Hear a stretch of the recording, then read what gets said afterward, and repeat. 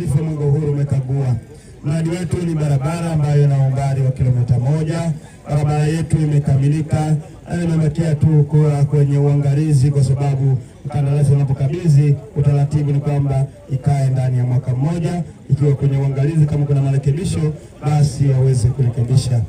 Mheshimiwa Mkuu wa Wilaya Chemba, nimshukuru sana Mheshimiwa Rais Daktari Samia Suluhu Hassan kwa kuidhinisha fedha nyingi kuleta hapa Chemba kwa ajili ya ujenzi wa hii barabara ambayo inakwenda kuinua hadhi ya mji wa Chemba. Dr. Samia oye! Dr. Samia safi! Mheshimiwa Mkuu wa Wilaya Chemba, pia niwashukuru nyinyi ambao mmesimamia mradi ambao umekamilika katika ubora mkubwa. Ninawashukuru sana wote waliosimamia pamoja na viongozi wote.